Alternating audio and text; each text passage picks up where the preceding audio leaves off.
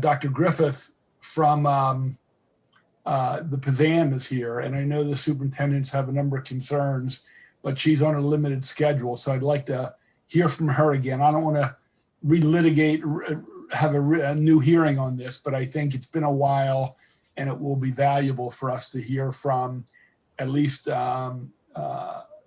Griffith, and I know we may be hearing also from Joe Fisher. I don't know if Mr. Fisher can on. So I'd like to get a little reaction from some people, and we'll try to see if we can come up with some solutions. So with that, Senator Ellis, you want to take maybe 3 or 4 minutes and talk and how you might want to transform it? Yeah, thank you so much, Mrs. Chairman, and thank you, colleagues, for, like the Chairman said, using the precious time that you have to join us with this bill. So Senate Bill 664 was, the original intent was to get our high schools to help its students fill out the FAFSA form. Senator Ellis, let me interrupt you. I just want to let people know it's being streamed. Not that that should change your behavior, but I just wanted to announce that publicly. Senator Ellis, I apologize. Please continue. Okay, no problem, Mr. Chairman. Thank you. So the original intent was to get high schools in Maryland to help their graduating students to fill out the FAFSA. I've had several issues come to me the last couple of years where great students, good grades, went through high school, including this unaccompanied homeless student, excellent student, didn't know about FAFSA, applied to college, got in, and had no money.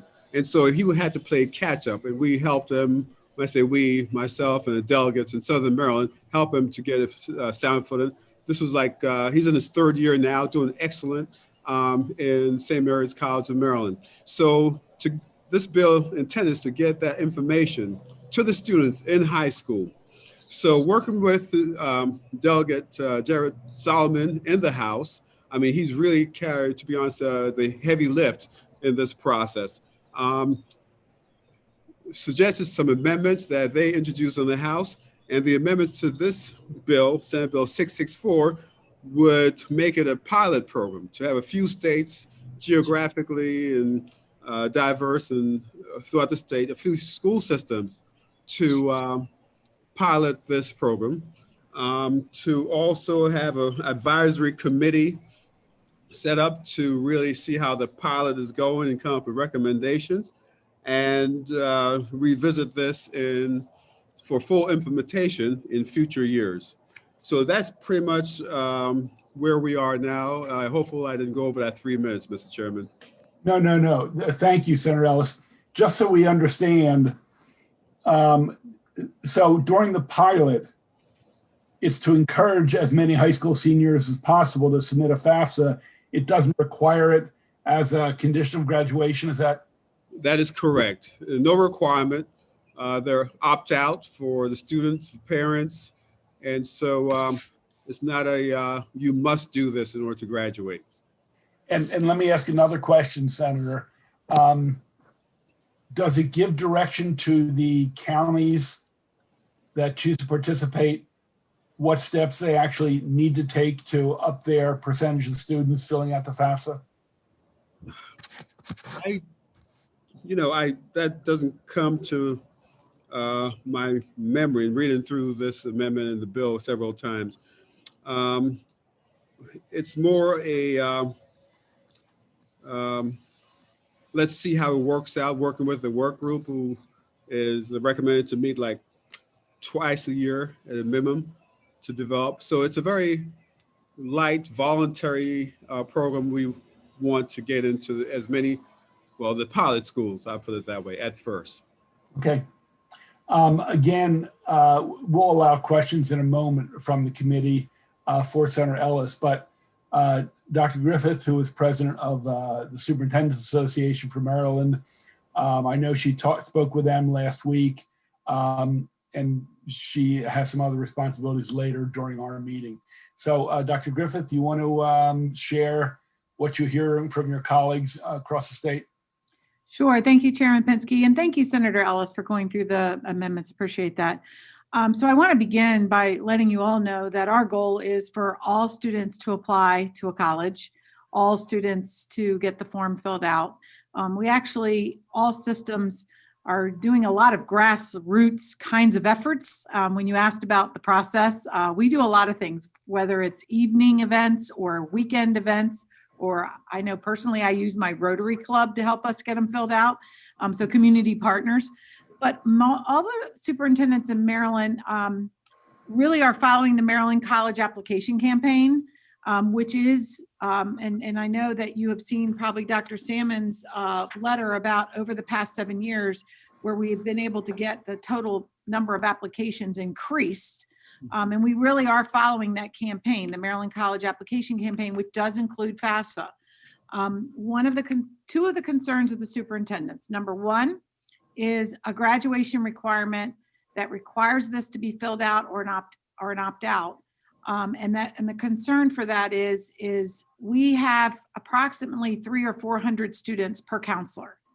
That is a lot of responsibility to determine whether a student graduates or doesn't graduate. And I know that you can do the opt-out form and you could have a waiver from your board. I think I read in there, Senator Ellis, if you've given your best effort. But that is a cumbersome process to get a waiver from a board for each particular student that you might have been doing some outreach. So the ratio of counselors per students in Maryland is far below the national average of 250 to 1. And that is a concern. It's not that we don't want all of our students to apply for college or want them to fill out a FAFSA form. It's just, it does require, but when it becomes a graduation requirement, it does require record keeping and someone to really make sure, dive deep into why they're not filling it out. And there are a lot of reasons why people choose not to. And then the second, I think a lot of us really would like to see what is the data, how many students really aren't filling it out by county. Where's the real problem before you start legislating something like that? Because I think we might be surprised at how many students in each jurisdiction are already applying for college and filling out the FAFSA form. It would be good to see those numbers by county. So really what I wanted to make sure everybody leaves with, and I know I have a meeting at 1:30, so I really appreciate going first. I want everybody to know that we are definitely trying to make sure all of our students get the support that they need to have every opportunity that they deserve in post-secondary. And that includes applying, that includes the FAFSA information, that includes scholarships. And there are a lot of scholarships out there. So when kids do graduate, what's one of the things that indicators I know most districts do track is the amount of dollars of scholarship money that each of our students. And if you don't see that going up every year, then you should that's a big red flag because there's a lot out there. So I appreciate it going to a pilot. Do appreciate that. Dr. Griffith, before I call on Mr. Fisher, does each school system, who would have the data as to how many of their seniors, graduates, have filled out the FAFSA or not? Is it the MHEC or is it each school system or nobody? I'm not sure any of us would have total accurate data because some kids might have filled it out but without our help. But I can tell you that for the most part, I think the school systems could let you know how many students applied for a college and did fill out the FAFSA form. Okay, thank you. And Mr. Chairman, could I jump in really quick? Absolutely, Senator. Thank you, sir. So in the amendments submitted, and this came from the House, we have some numbers. And I know there are a lot of numbers floating around, right? But this, on page 2 of the amendment. Senator, I unfortunately, I didn't forward it to the stakeholders. Okay. Oh, that's on me. I apologize. And no problem. I'll just read it really quick. Senator, I forwarded it to the stakeholders, so they should okay. have Thank it. you. You're welcome. Okay. So it says 64% of Maryland graduating seniors complete the FAFSA. In one Maryland county, only 25 to 39% of seniors completed the FAFSA. So there's some numbers out there, and I can work with the House to get a greater volume of numbers for each county's district. Okay, no, that's helpful. Let's do this. And again, I'm sure everyone has some comments to make. I did have a preliminary conversation with Mr. Fisher. Then I'm going to come back to the committee members to see if they have questions of any of the stakeholders. Joe, we had a conversation about this. You do this work on a daily basis with middle school and high school kids. You know, I know in Prince George's County, and there are like-minded people doing the same in the Baltimore region. Can you briefly talk about your thoughts on this?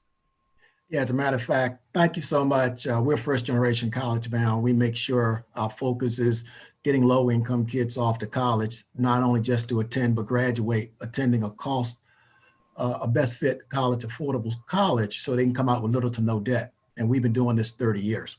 And most of the kids that we've had go to college have graduated from Maryland State institutions. It's interesting that Bowie State is #1 and University of Maryland College Park is #3 out of 146 colleges nationally. And the issue is we've been doing this in the county, and we don't raise any scholarship money. So as I listen to Senator Ellis talk about the student that's coming and not aware of the process, think about that. A homeless student coming not being aware of the process. That's an issue that not only should be a concern to the school system, but the agency that is handling his case. What is the agency handling that case? Which a lot of these departments, it's challenging working with these kids. Some of those kids, like the one you're talking about, is eligible for the guaranteed access grant. We know because we get those kids. So I think that's an issue.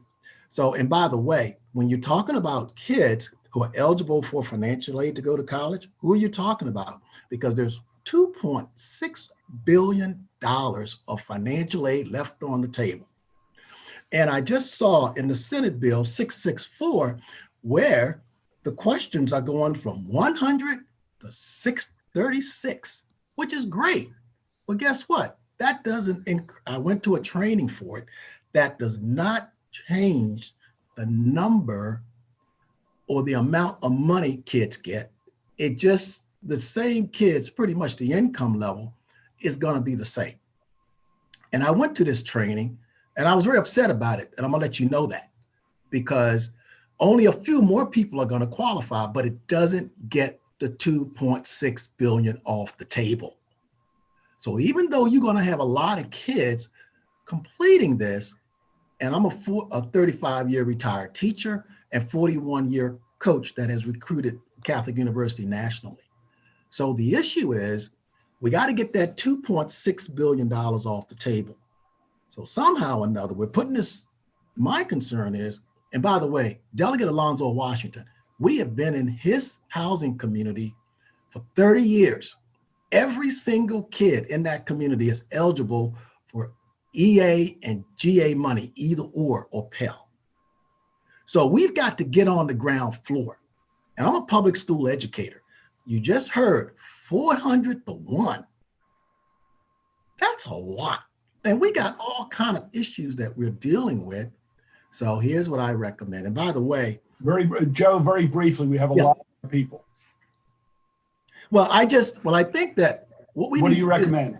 What I recommend is, and I just got something here. We have that as far as the FAFSA completion data that you're trying to get, I just got some information today that we need to you had the College Affordability Act of 216, House Bill 1014 and Senate Bill 676, that you consider adding language for FAFSA completion as well as the GA, because there's a report that had to be done, okay, in terms of what you all are talking about.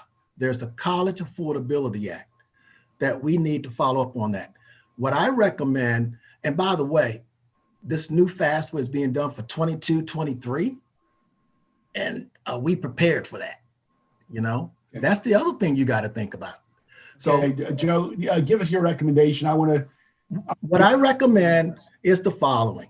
I would love to sit down with at the table with somebody from, we definitely need more money if you're going to help the public school system. We got to do that. But I think we need to have a conversation with HUD. We need to have a conversation with HUD. There need to be a partnership with HUD and the Department of Education to promote FAFSA completion through its agencies. There's got to be some promotion done because Okay. we got kids that don't know, like that kid you was talking about, Cindy Ellis. How come that kid doesn't know about that? Okay, Joe, we're gonna, That's what I would. okay, thank you. And I'm sure we have other ideas. Okay. Mr. Senator Chairman? Patterson, Senator Washington, Okay, sorry. questions, comments so far? We obviously have some other stakeholders. If there's more information you need, we have a number of people from USM, Yes. Dr. Bauman, Ms. Lee, Nancy Shapiro, Dr. Shapiro. We have a number of people from the Community Colleges Association of the state and a number of other people as well. So, So if I, please. so just on the last issue around unaccompanied homeless youth, I just know a lot of the people that are on this call with us have been working. We've been passing legislation around the last few years to really reach out to that population. You're right, there's so much more that can be done. So I think we should continue that effort. But I guess I was getting to the point of, is there a way, I guess what I'm hearing you're saying is like, let's not pass a law before we know the scope of the issue. So even with anecdotal evidence, we know that there's issue with completion, particularly among certain populations.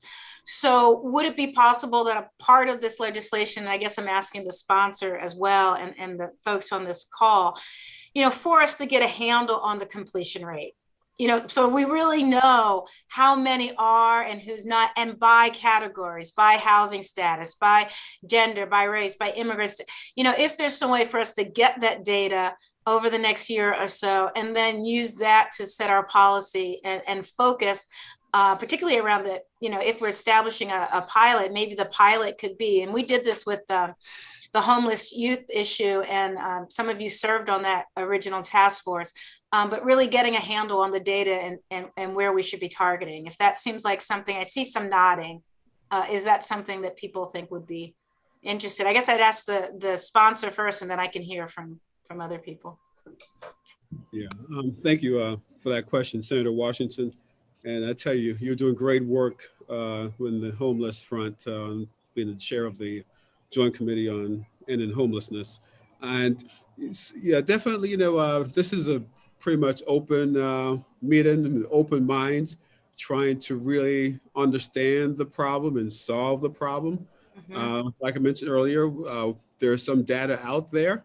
I'm wondering if we can find the specific data in the next few days, and I'll reach out to see if how much data we can find with the House sponsor of the bill, who have done heavy lifting and spoke to a lot of these groups.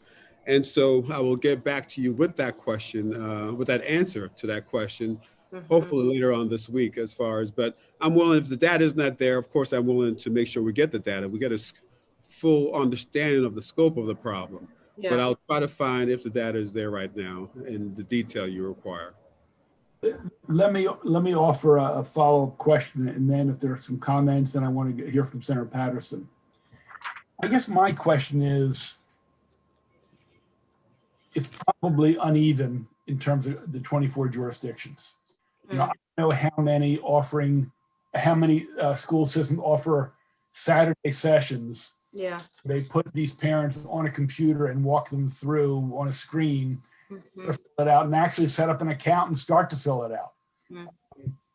I don't know if all 24 jurisdictions are doing that, or whether we should require them to do it either on a Saturday or an evening. Hopefully by now, the guidance counselors are telling students that at least at community college education, if they are below a certain income level, it's guaranteed free. Whether it's last dollar or the first dollar, there's money available. We hope that's being done. I don't know if it is being done. So part of my question is, are there some very specific practice? And again, I appreciate Senator Ellis's bringing these people together and asking for volunteer counties. In addition, not instead of, I'm wondering if there are 2 or 4 or 6 actions that we can or should consider requiring all school systems to do to up their numbers. If in fact it is 64% on average, like Senator Ellis thinks he's heard from the House, how do we get it up to 75 or 80? And best practices, some counties are not killing themselves on this. How can we up those numbers?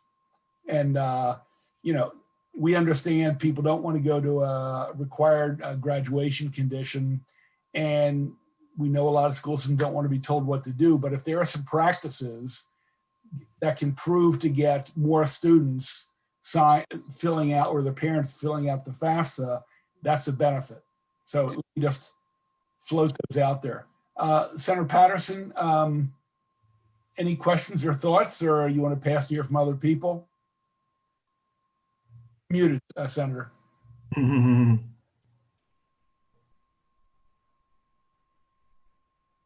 here we go. Just one question. I just don't know about the resources at the respected high schools.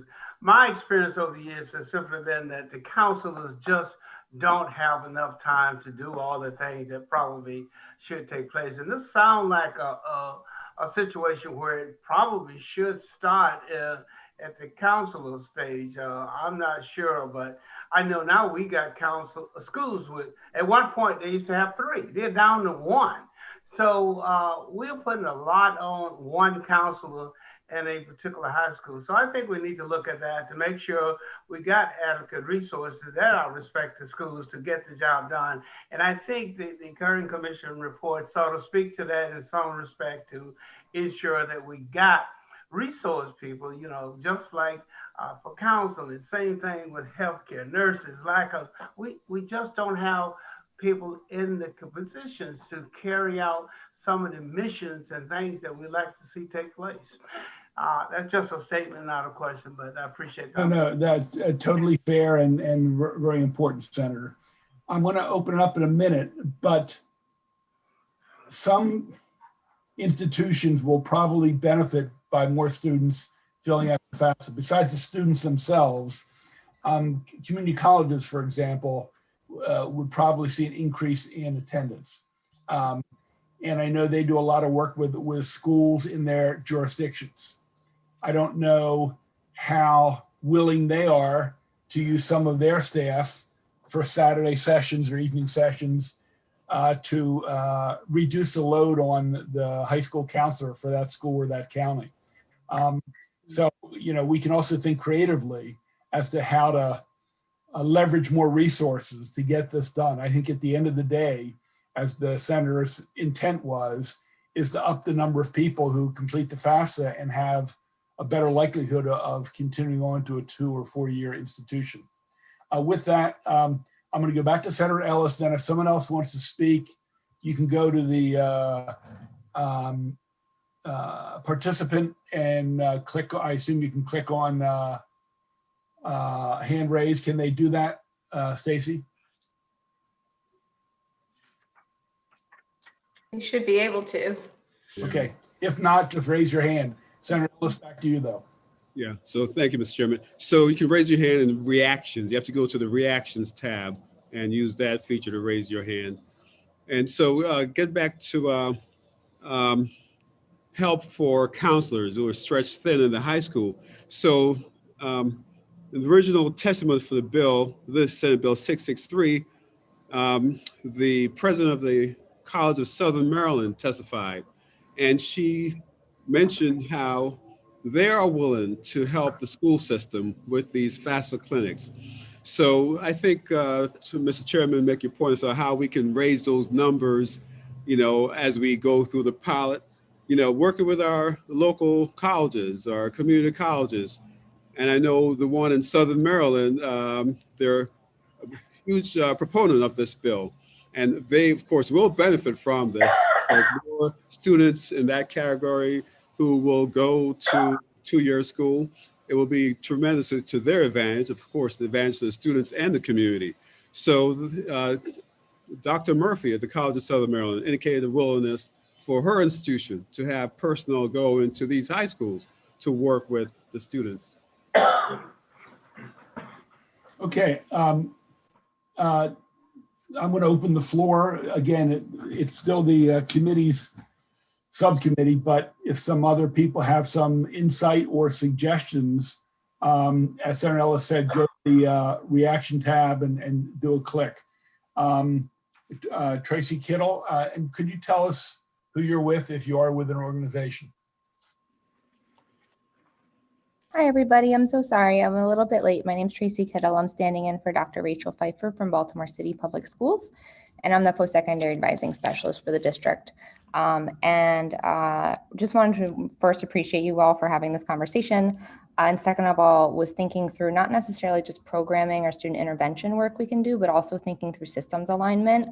I know one of the big advantages that would be helpful for us is looking at how data sharing agreements can shift our ability, our capacity for strategic intervention. So for example, our counselors are spending a lot of time flagging down students and trying to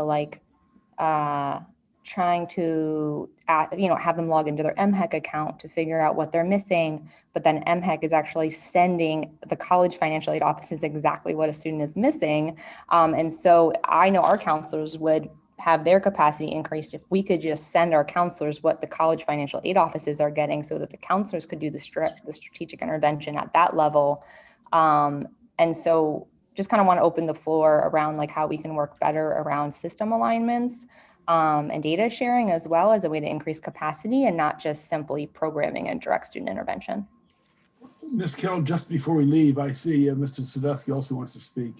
Are you saying data from the local community college or four-year institution directly from them or from MHEC? So a federal student aid gives the State Department, so Maryland's Higher Education Commission, data. And then MHEC gives colleges access to certain information, and then they give us access to information. So Baltimore City gets a report from MHEC every 2 weeks that tells us which students have or haven't completed a FAFSA, what their verification status is, et cetera.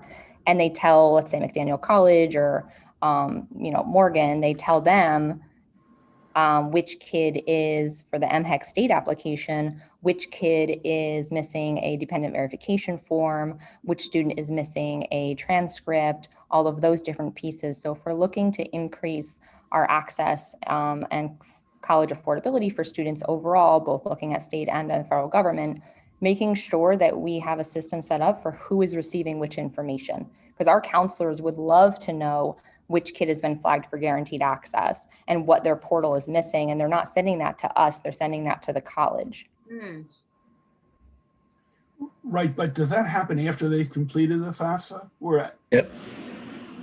So we get a report every single 2 weeks from MHEC, which gets it from federal student aid, that says which student has completed a FAFSA and which kid hasn't done a FAFSA. So what I do is I run a report and I look at which kid has completed a college application and I run that against which kid has or does not have a FAFSA.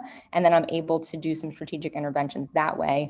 And so looking at how are we using federal coding, how we're using state IDs differently, how we're using different data sets in order to do those interventions with students. Okay.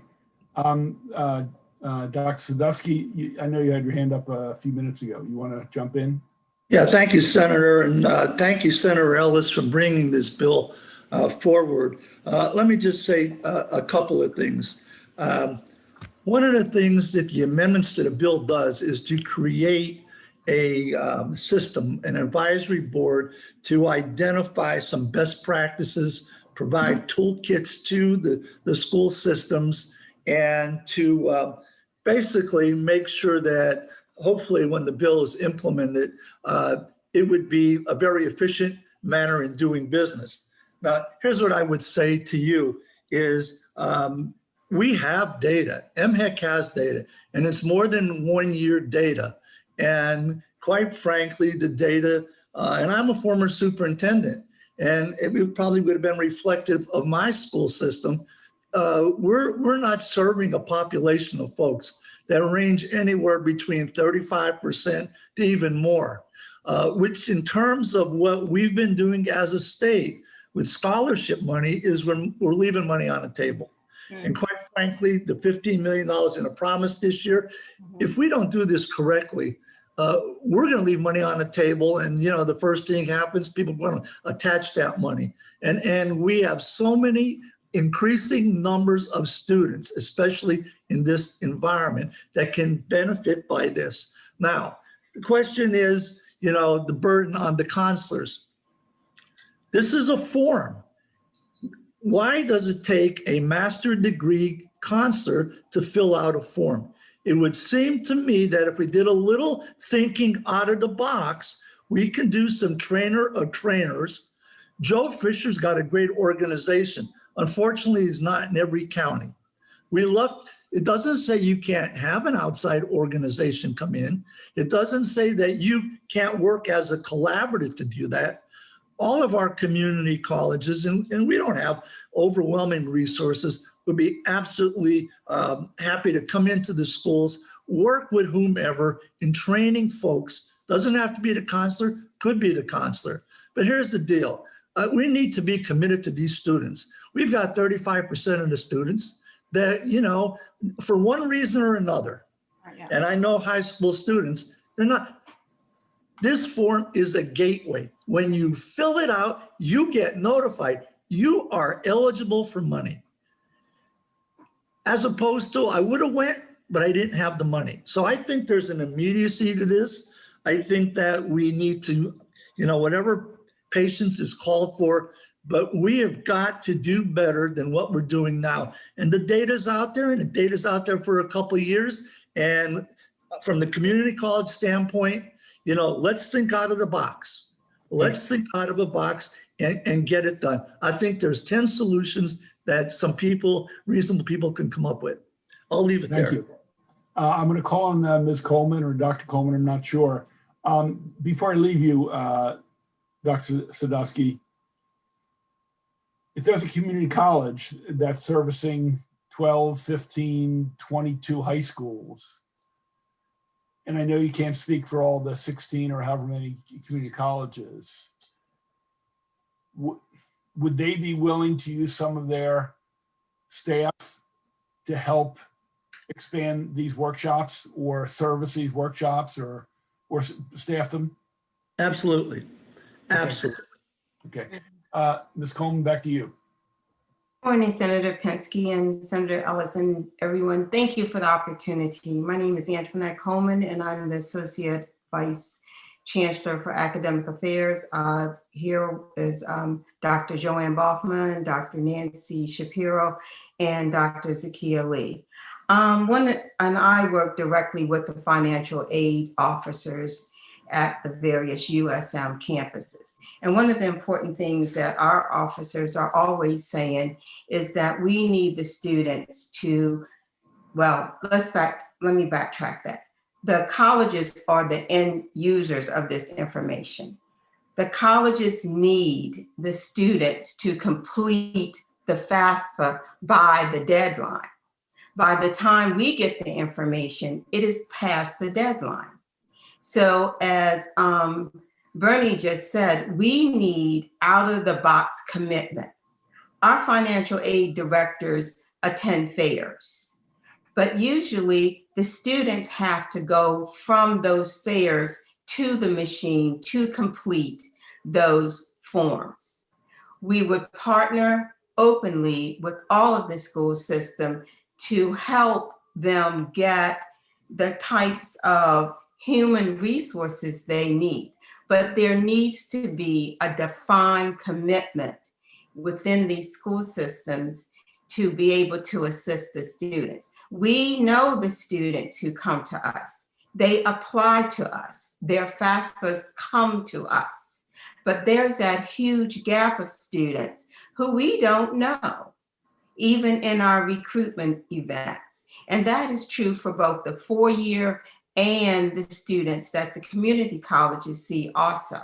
So what Bernie is saying and what we find to be the case is there needs to be a directed effort. It may not be the requirement for graduation, but there needs to be some relationship that is established in this state so that the students who don't know, we're losing nationally 10% of students not completing the FAFSA. And most of those are low income and minority students.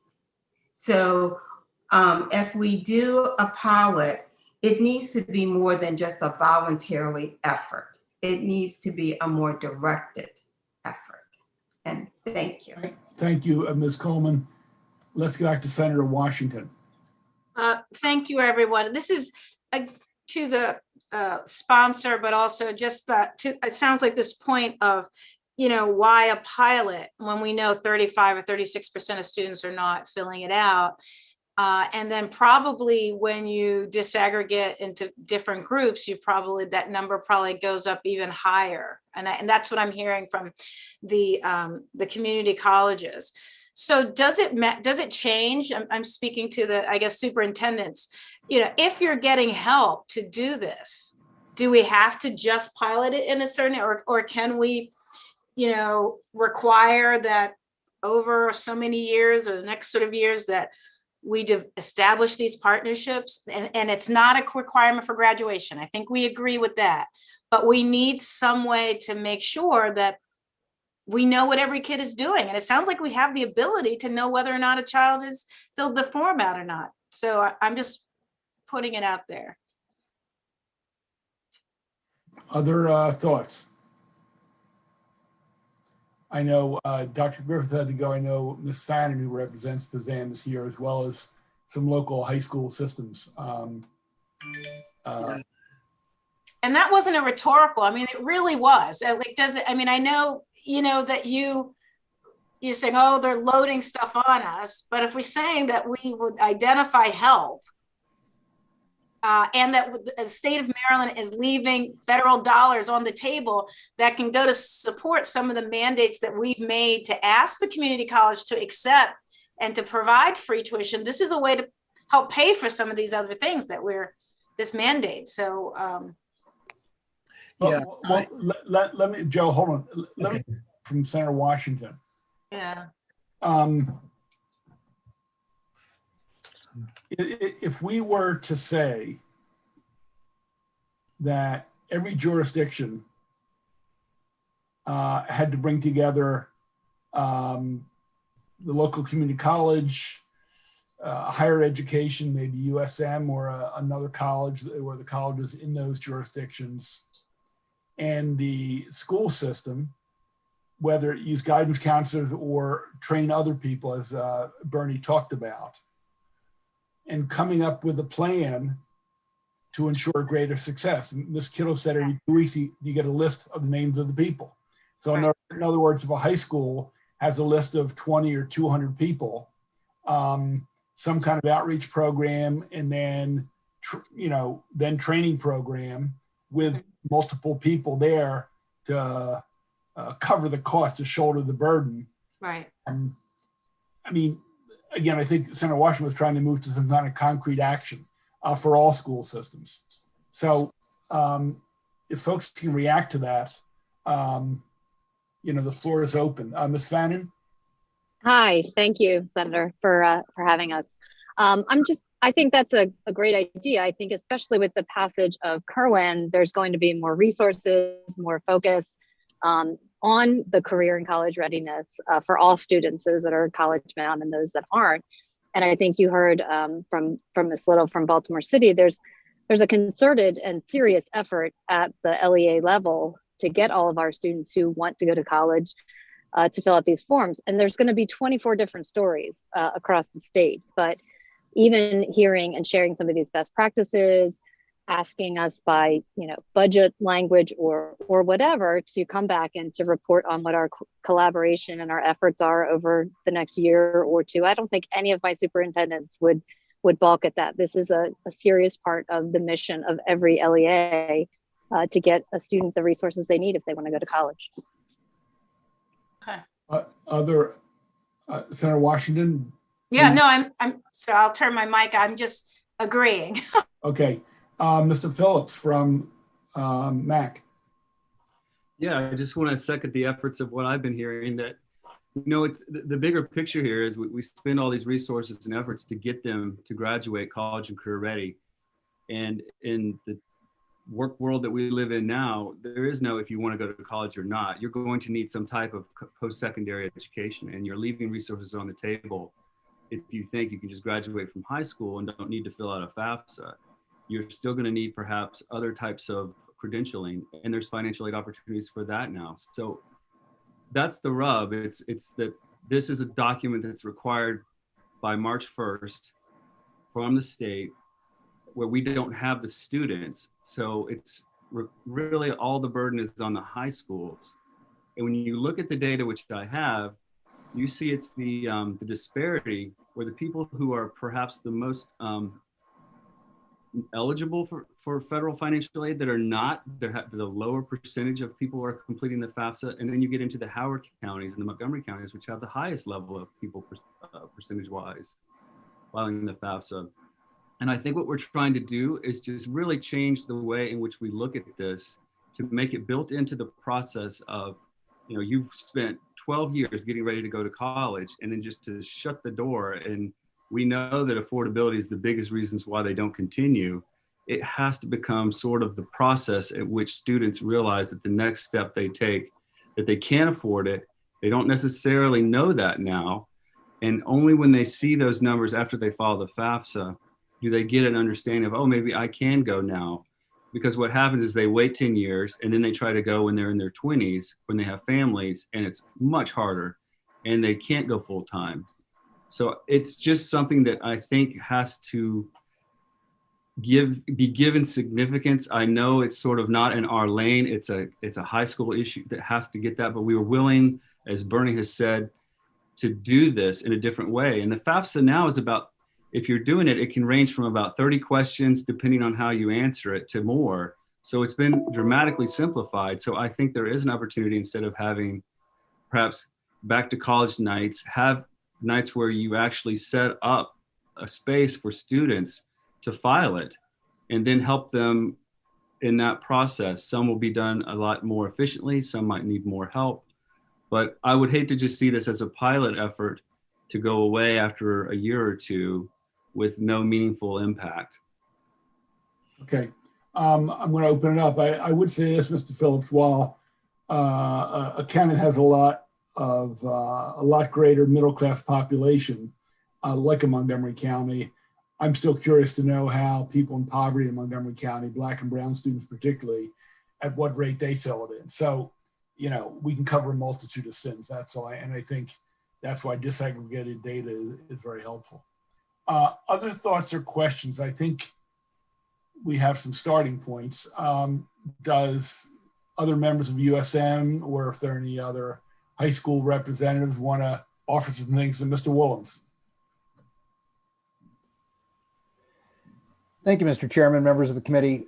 Just wanted to share that I MABE supported the bill as introduced and had been working with Delegate Solomon with the understanding that there would be amendments to soften the edges around the requirement aspect so that it was never used in a punitive or penalizing manner against students who, for whatever reason, didn't complete the FAFSA. Really like the pilot approach. And to follow up on what Brad just said, I think it's next year that the form is actually reduced by 2/3 from over 100 questions to just over 30. And it's also going to be simplified in terms of reporting income. So I like the idea of the pilot in terms of helping us cross that threshold to what I think will be a much improved situation going into 22-23. Committee members, Senator Ellis, Senator Washington, Senator Patterson, any further questions or thoughts from what we've heard so far? I mean, clearly Senator Ellis and his House colleagues have already changed the approach, whether you call it softer or more informative, we can, and Senator Washington has raised the idea of whether it should be piloted or done in all jurisdictions. And we have heard offering of help from the community colleges and maybe USM and other institutions. And we also heard the suggestion I'll get to you in a second, Ms. Goodman. Also heard the suggestion of not simply leaving it and putting it on guidance counselors in the K-12 operations. Ms. Goodman. So from the discussion, what I'm hearing is two issues. The issue of who doesn't know about the FAFSA and is not getting access to that information, and two, not completing the FAFSA, which sound like essentially two different types of strategies that you would need in order to accomplish the goal. So I guess the data collection would need to figure out from students who are getting that information, where they're getting it or where they think they should get it from. And then the others, how come they don't complete it? What's missing? Is it the parents you need to target? Because I mean, if you're only going through students, it's very obvious that they're not going to always have all the information, and maybe they don't talk to their parents very frequently, and they're not getting that information that they need. So I'm just, when you're constructing a law like this, you're going to have to figure out, if you're going to do a pilot, what's the data that you want collected, who are you going to collect it from, and then how are you going to use it? So to me, it just sounds like two issues: completers and not knowing that this is something that that's available for them to get them where they need to be. Right, but I would add that it's not an either or. In other words, we could require some practices in the high schools. At the same time, we're gathering more data if it's not actually available. And as Ms. Kittle said, every 2 weeks they get a list of students. Now, if it's a March 1st deadline, we're talking about for next year, I assume. Is that right? And next year is also the year they're going to have a reduced application from 136 to 36 or something like that. Okay. Other questions, Senator Patterson? Yes, sir. Mr. Chair. I had some experience with this several years ago. I used to operate a black male mentoring program. And of course, that was one of the main things that we dealt with, is getting students and counselors on the same page to get those FAFSA forms completed and out. So I was just thinking that maybe we could step outside the box, if you will, and rely on some of our good nonprofits to sponsor a Saturday morning program where parents and students could come together and talk about the issues and talk about, because there are a lot of parents, they can't help the student fill out those forms, okay? So they need someone who might have the expertise right on site to help them complete those forms.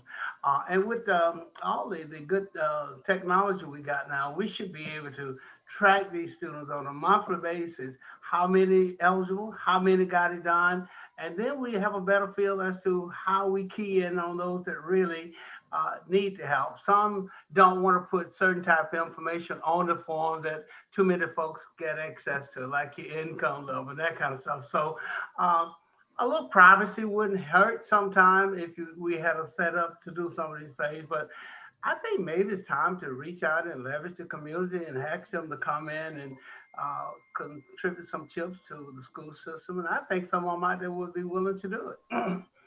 Okay. Look, I think we haven't had as much time to review the amendments. I know folks got it late. I didn't have much of a chance to look at the Senator's amendments and the House amendments. And I think we floated some ideas here today. Rather than sort of float general ideas, I guess I would suggest the committee members, if you think there's a direction you'd like to see go, maybe suggest some amendments to Ms. Goodman.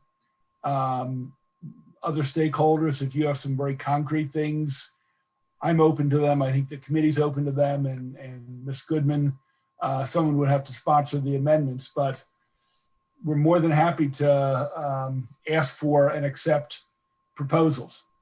I don't know when this will be taken up. A crossover is coming up and we want to move this bill.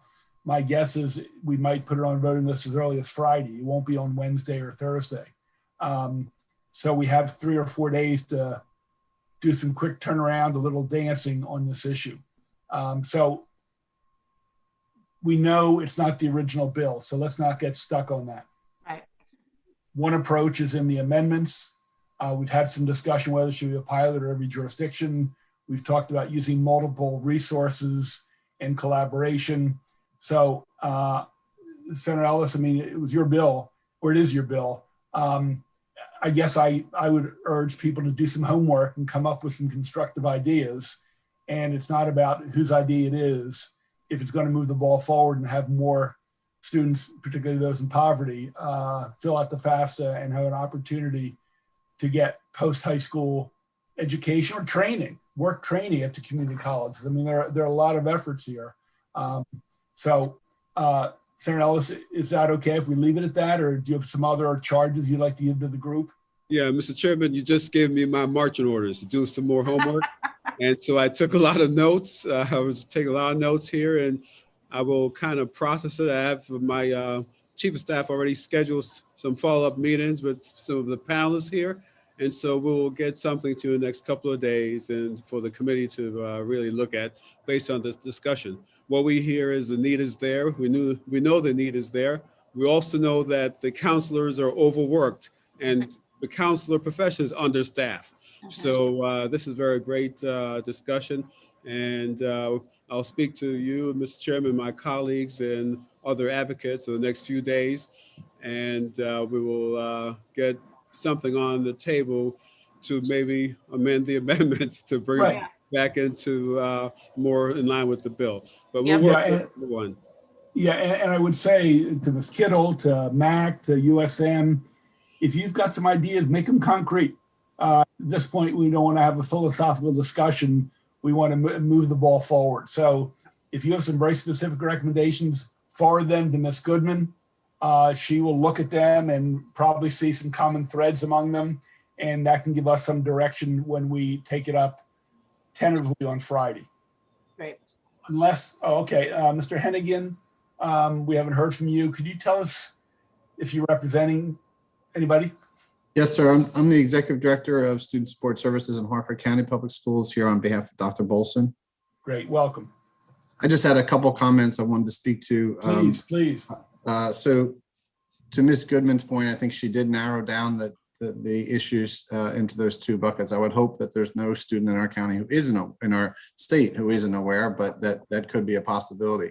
I would say two things. When we talk about outreach, the one difference we're going to have next October, a situation we've never been in ever, is every senior next fall should have a laptop.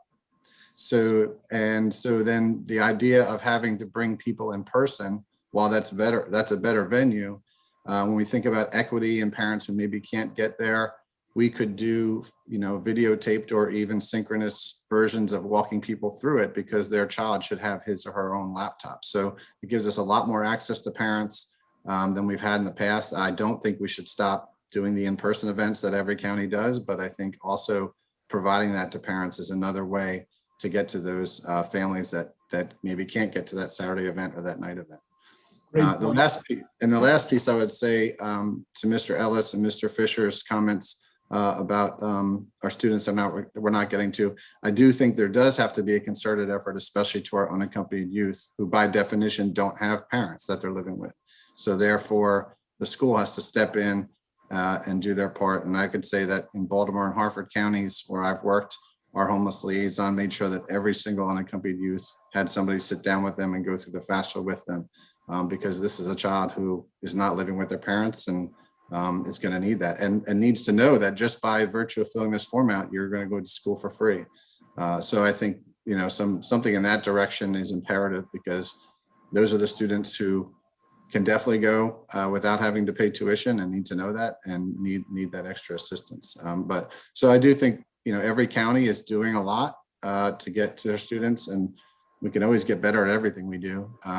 So I just think even if the recorded versions come through from the state or from the individual county, that's just a portal that we've not had the ability to do in the past that we should explore. Thank you, very valuable. Ms. Falls, Ms. Ortiz, Ms. Sweat, anybody else? We're going to probably wrap this up soon. So if there are any final thoughts that can direct us forward, the floor is open. But I won't drag this out. Ms. Falls. You need to unmute. Thank you. Dana Falls, Director of Student Services with Frederick County Public Schools, and I am representing Dr. Albin.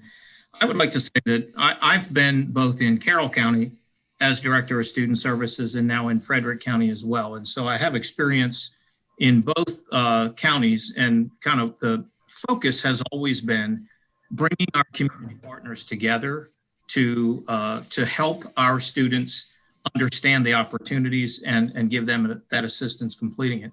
That being said, we do in Frederick County, we do what we call a FAFSA Finish Coalition. We involve every post-secondary institution that's located in Frederick County, along with, and especially Frederick Community College. We do 4 evening events and a Saturday event. And despite that, our participation rate or completion rate is between 64 and 69%. And so I love Mr. Hennigan's suggestion of utilizing technology in a different way to maybe reach more. But I think there's more at stake than the awareness, because we've done everything we can to make sure that students are aware, including our senior meetings with their counselors. And so that's something that is discussed with seniors with their counselors. Now, they don't take the time to complete it with them, but they're sharing that opportunity, so the awareness is there. So again, we welcome anything that we can do to help increase that participation. But I do appreciate the sentiment that the graduation requirement is probably not the way to accomplish the goal that you have before you. Mr. Falls, before I get to Ms. Ortiz, if I ask you what strategy, if you're king of the world, would you implement that would result in going from 64, 66 to 74, 76? What is the lowest hanging fruit that could be done if there were resources to up those numbers? I would recommend a requirement for the targeted populations that, and I love the idea of the disaggregated data, and looking at the targeted populations that we want to see the enhancement in the most. And I wouldn't make it a graduation requirement, but rather maybe look at if a student qualifies for instance, free and reduced meals, or if a student qualifies for McKinney-Vento supports, that then there is some checks and balances to ensure that that student has been provided the opportunity to fill out the FAFSA. Not a graduation requirement for the student, but more of a expectation on the school system that if the student falls in one of these targeted categories, then we need to ensure that that student has been provided the opportunity. Okay. Ms. Goodman, please make sure you have that down. It's a great idea. Ms. Ortiz, probably the last word. Good afternoon, Mr. Chairman, members of the committee. Jeanette Ortiz with Anne Arundel County Public Schools. I don't really have a whole lot to add, but to say thank you for allowing me to sit in on this important discussion.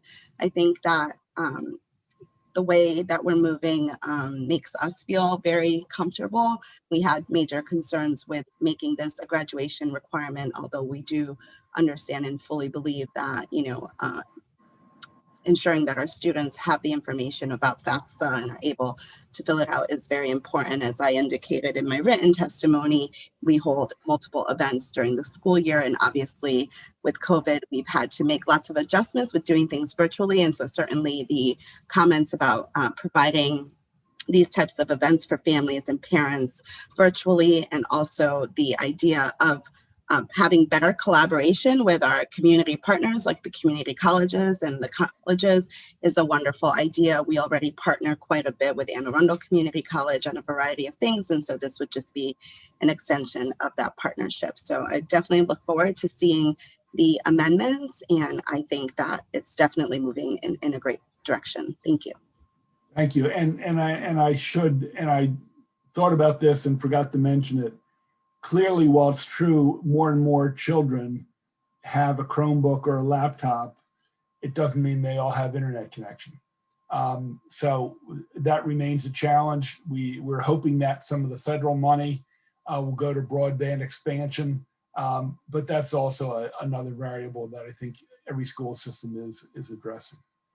Well, I think it's a good start. Hopefully we can make a great idea into one that can be implemented and that we have consensus around. So hopefully we can, look, we're under a crunch time. You know, we have crossover and we have another 160 bills to deal with. But this is one we think is important and we'd like to see move. So with that being said, committee members, any final words?